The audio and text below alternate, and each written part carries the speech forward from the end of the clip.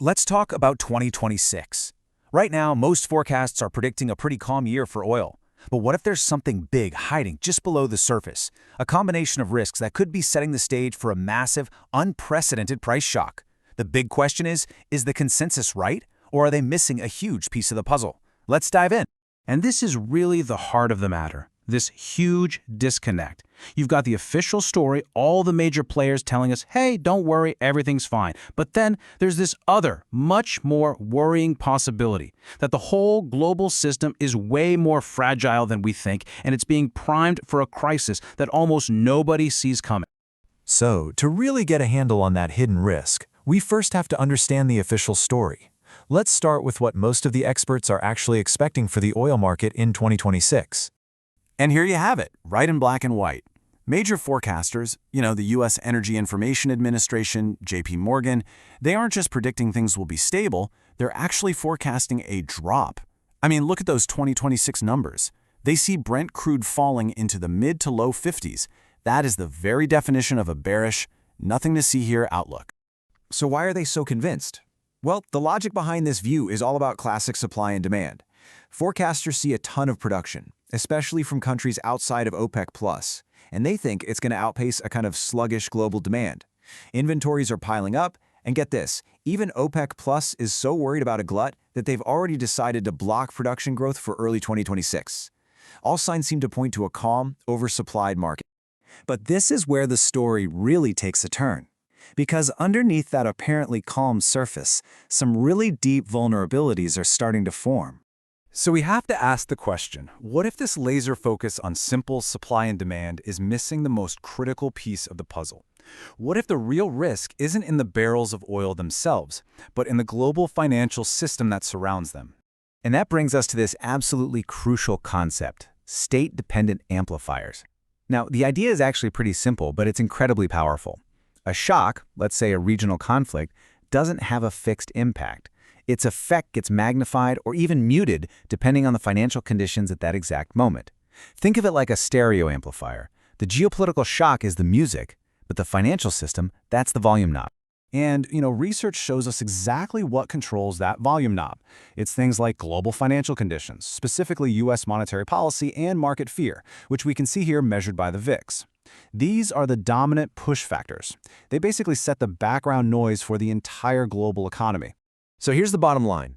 A geopolitical flare-up might just be a small fire on its own. But if that fire starts when these financial amplifiers are switched on, meaning when financial conditions are tight and volatile, that small fire can suddenly get sprayed with gasoline.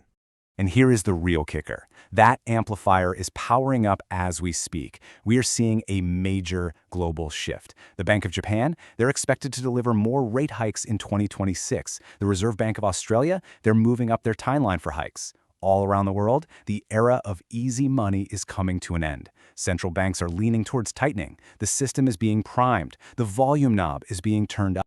So, we've got a vulnerable, amplified system. The stage is set. All it needs now is a spark to ignite a perfect storm. And let's be real for a second. Oil markets are practically built on shocks, right? From the 2008 financial crisis that crushed demand, to the COVID crash, and that huge geopolitical spike back in 2022, volatility is the norm. It's not the exception. The system is constantly being tested.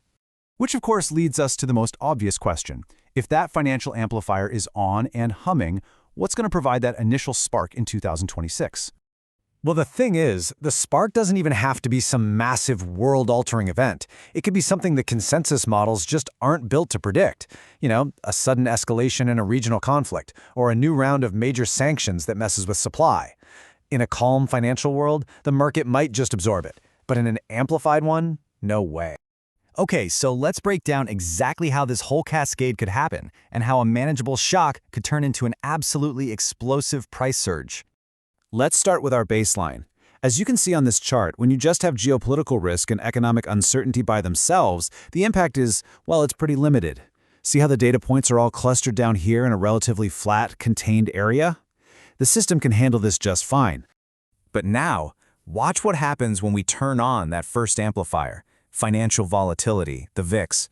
Just look at how the whole shape changes. The risk is no longer flat. It starts to multiply. The exact same level of uncertainty is now creating a much, much bigger impact. And here it is, the final critical step.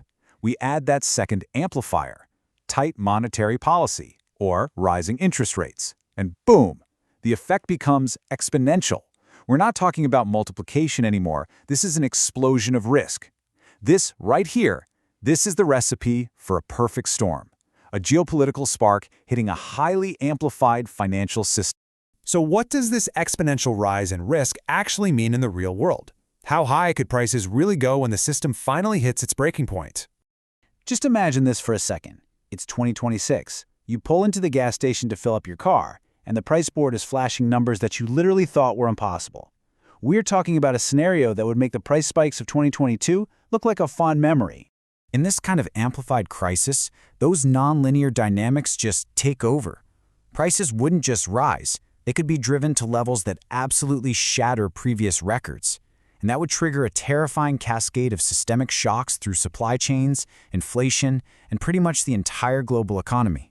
Now, it is so important to be clear about this. What we've just walked through is a crisis scenario. It's a stress test of the global system. This is not a prediction. The whole goal here is to understand the mechanics of how this risk actually works.